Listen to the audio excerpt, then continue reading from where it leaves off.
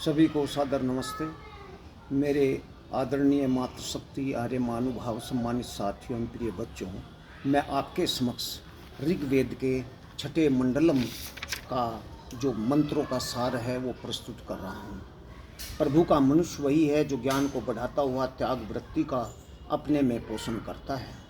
इसका घर पुत्र पौत्र आदि से संपन्न व दीर्घ जीवन वाला बनता है। वे प्रभु हमें पूर्ण जीवन देने वाले हैं। पूर्ण जीवन वही है जिसमें शरीर स्वस्थ, मन निर्मल व बुद्धि तीव्र हो। ब्रह्म मुहूर्त के शांत समय में अंतर्मुखी वृत्ति वाले होकर उपासक हृदय में प्रभु का दर्शन करते हैं। यज्ञशील पुरुष के घर में प्रभु का वास होता है। प्रभु की उपासना यज्ञों, ज्ञान दीप्तियों, स्तोत्रों व मंत्रों से होती है। उपासना से हम धन, ज्ञान व यश से संपन्न होते हैं। शूद्र तो हम उत्पन्न हुए ही थे। उपासना के अभाव में हम कोई उन्नति नहीं करते।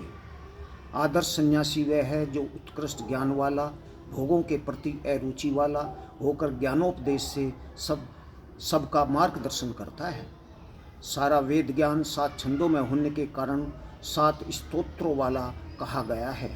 सृष्टि के प्रारंभ में परमपिता परमात्मा ने जो हमारे वेद है, ऋग्वेद, यजुर्वेद, सामवेद व अथर्ववेद, उनका जो ज्ञान है वो क्रमशः हमारे 4 ऋषियों को दिया गया था।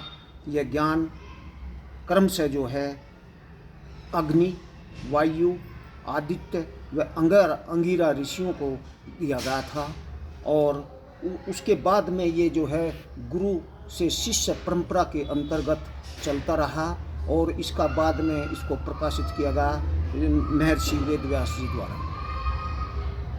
जितना जितना हमारा ज्ञान बढ़ेगा उतना उतना हम द्वेष से ऊपर उठ सकेंगे। प्रभु गुप्त रूप में हमारे हृदय देश में छिपे बैठे हैं और वे हमारे भावों व विचारों को जान रहे हैं। ज्ञानी पुरुष तो प्रभु का सदा स्मरण करते ही अन्य साधारण लोग भी कष्ट आने पर प्रभु को याद करते हैं। प्रभु के स्मरण से शरीर भी उत्तम बनता है, मस्तिष्क भी ज्ञान दीप्त होता है। हृदय व मस्तिष्क रूप 2 अरणियों की रगड़ से प्रभु रूप अग्नि प्रकट होती है। हृदय को हम पुष्कर कमल की तरह अलिप्त बनाए तथा मस्तिष्क को सब ज्ञानों का वहन करने वाला। प्रभु से दिया जाने वाला यह वेद ज्ञान अत्यंत प्राचीन है। अत्यंत प्राचीन होता हुआ भी यह नवीन सा प्रतीत होता है। यह ज्ञान खूब ही दीप्त है। अज्ञानी तो आपत्ति से भयभीत होकर झुकते हैं, पर ज्ञानी प्रभु की महत्ता को समझते हुए नतमस्तक हो उठते हैं। आपकी शक्ति से ही सब कार्य होते हैं। सोमरक्षण अर्थात वीर्य जीवन को असत अशुभ से दूर करके सत से युक्त करता है। अस्थो महासद्गम्य। प्रभु से ज्ञान का दोहन हो, जीवन का सर्वमहान ध्येय होना चाहिए। भूलोक का वसु ज्ञान है तो पृथ्वी लोक का वसु बल है। वेद में बल व ज्ञान का साधन प्राप्त करने का उल्लेख है। सामान्यतया इंद्रियां निम्न मार्ग की ओर जाती है, उधर भय होने पर ये लौटती है। प्रभु पूर्ण है सो उनकी रचना भी पूर्ण है। मानव ज्ञान की अपूर्णता से प्रतिवर्ष नया मॉडल आता है, लेकिन प्रभु की बनाई हुई सृष्टि पूर्ण है, परिवर्तन की अपेक्षा नहीं रखती। पूर्ण मदाह पूर्ण मिदम। हम ज्ञानी, शक्तिशाली, दिव्य गुण संपन्न, निर्माण कार्य प्रवृत्त पुरुषों के संपर्क में आए। द्युलोक हमारा पिता हो, पृथ्वी माता बने, अग्नि भ्राता हो, दूसरे के पाप कर्मों के हम शिकार न हो। जिन कर्मों का परिणाम विनाश है उनसे हम बचे। इंद्र और अग्नि एक घर में पुरुष और स्त्री के समान है। अकेले पुरुष व अकेली स्त्री से घर नहीं बनता। जीवन में बल व प्रकाश से युक्त पुरुष कड़वी वाणी नहीं बोलता। प्राण साधना हमारे अंदर शक्ति, शांति, ज्ञान व प्रभु स्तुति को उत्पन्न करती है। अच्छे कर्मों में उत्साह और बुरे कर्मों में भय, शंका व लज्जा प्रभु ही तो प्राप्त कराते हैं। इस तरह ये जिस प्रकार 3 लोक है, पृथ्वी, अंतरिक्ष और द्युलोक, अगर हम अपने शरीर को इन लोकों के आधार पर बांटते हैं तो नाभि से नीचे का भाग पृथ्वी है। बीच वाला भाग जिसमें हृदय व वायु क्षेत्र है अंतरिक्ष के समान है, तथा ऊपर वाले भाग में जहाँ मस्तिष्क है द्युलोक कहलाता है। हमारे शरीर को 5 पंचक वहन कर रहे हैं।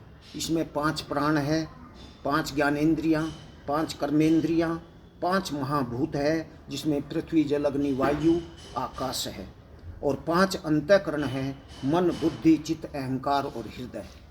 इस तरह से ये 25 जो पंचक है, ये पंचक है, 5 पंचक है, ये हमारा शरीर को चला रहे हैं। अब ये मैं आपके सामने 7वां मंडलम प्रस्तुत कर रहा हूँ।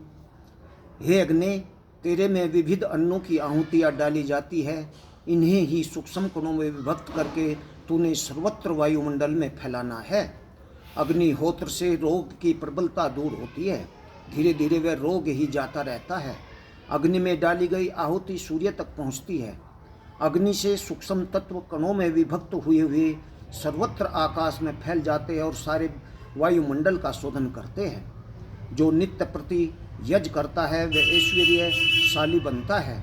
अग्नि सत्य पर दृढ़ है, उपासनीय है, हव्य पदार्थों को सब देवों को पहुंचाती है। जितना अधिक यज्ञ होगा उतनी अधिक जीवन पवित्र होगा। सूर्य के समान आप ज्योतिर्मय जीवन वाले बनते हो तो वायु के समान क्रियाशील, चंद्रमा के समान आह्लादमय और अग्नि के समान दोषों का दहन करने वाले बनते हो। जो भी प्रभु के प्रति अपना अर्पण करता है, प्रभु से ज्ञानी व यशस्वी बनाते हैं। पृथ्वी में पुण्य गंध को, जलों में रस को, अग्नि में तेज को, वायु में गति को, आकाश में शब्द को तथा सूर्य चंद्र आदि में प्रभा को स्थापित करने वाले वे प्रभु ही है। अग्नि का पूजन यही है कि हम उस रोग को शांत करने वाले औषध द्रव्यों का अग्नि में हवन करें। ये द्रव्य सूक्ष्म कणों में विभक्त होकर श्वास के साथ अंदर जाते हुए उन बाधाओं को दूर करेंगे। प्रभु का स्तवन हमारी शक्ति व ज्ञान को बढ़ाता है। यह मानस शक्ति को प्राप्त कराता है। देववृत्ति के व्यक्ति ज्ञान व यज्ञ को अपनाते हैं। पवित्र गृह वही है जो ज्ञान चर्चा का आधार बनता है। धन का त्याग ही हमें प्रभु के समीप ले जाता है। पृथ्वी पदार्थों का ज्ञान ही पहली संविदा है, द्युलोक के पदार्थों का ज्ञान दूसरी संविदा है तथा अंतरिक्ष लोक के पदार्थों का ज्ञान ही तीसरी संविदा है। हम इंद्रियों के शासक बनकर शरीरस्थ 21 शक्तियों को ज्ञान व यश की प्राप्ति के हेतु से तीव्र करने वाले हो। ज्ञान यज्ञ में प्रवृत्त हुए हुए हम कभी भी हिंसक वाणी का प्रयोग न करें। 100 वर्ष के जीवन में लगभग 33 वर्ष हम निंद्रा में व्यतीत कर देते हैं। प्रभु के उपासक में एक अद्भुत शक्ति आ जाती है। इस अद्भुत शक्ति से वह उन कार्यों को करता दिखता है जो असंभव से प्रतीत होते हैं। इन्हीं को सामान्य भाषा में आश्चर्यजनक क्रम मिरेकल कहते हैं। यज्ञ करने से राष्ट्र समृद्ध बनता है। यज्ञ द्वारा प्रजा निरोग व स्वस्थ रहकर सुखी बनती है। पर्यावरण प्रदूषण रहित होने से अन्न आदि की उत्पत्ति दोष रहित होकर राष्ट्र समृद्ध होता है। मोक्ष की कामना वाले योगी को शांत, सहनशील, मन और इंद्रियों पर संयम रखने वाला तथा सत्यवादी होना चाहिए। उत्तम कोटि के विद्वानों को देव कहा गया है। जब कभी कोई ऐसा विद्वान घर पर आवे तो श्रद्धा के साथ खड़े होकर उत्तम वाणी एवं उत्तम आसन आदि के द्वारा उनका सम्मान सत्कार करे। ज्ञान दान सर्वोत्तम दान है। उचित पात्र की खोज करके ज्ञान दान अवश्य करे। सुपात्र को ही दान देवे। ज्ञान का प्रवचन नहीं किया जाएगा तो वह ज्ञान नष्ट हो जाएगा। विद्या का दान भी निष्कपट, मधुरभाषी, विनयी, जिज्ञासु को देवे। संसार में मनुष्य को कर्मशील बनना चाहिए। जो व्यक्ति अपने कर्तव्य कर्म को शुद्ध व ईमानदारी से करता है उसकी कीर्ति संसार में बढ़ती है तथा लोग उसका सम्मान करते हैं। संतान ज्ञानी, गुणवान तथा संस्कारित होनी चाहिए। विदुषी कुलवधू अपने निर्मल चित्त तथा उत्तम ज्ञान के द्वारा मधुर व प्रिय व्यवहार से पति के परिवार को अपनी ओर आकर्षित करे। विद्वान लोग स्त्री जनों को माता बनने के लिए उत्तम कोटि के उपदेश द्वारा गर्भस्थ भ्रूण के पालन तथा संस्कारित संतान उत्पन्न करने के लिए वेद वाणियों के द्वारा सन्मार्गदर्शन करे तथा संतान उत्पन्न होने के उपरांत उसका सुपोषण व सुसंस्कार वान बनाने की विद्या भी प्रदान करे। पवित्र हृदय से ही ईश्वर की स्तुति के वचन बोले तभी जीवन में शांति प्राप्त होगी। परमात्मा परम आनंद का सागर है, वह अजन्मा है, उसका सामर्थ्य अनंत है, उसकी महिमा का कोई भी पार नहीं पा सकता। सूर्य, आकाश और भूमि ही अन्नों, जलों और रसों को उत्पन्न करते हैं। उनसे ही ऊर्जा प्राप्त करके समस्त प्राणी जीवन धारण करते हैं।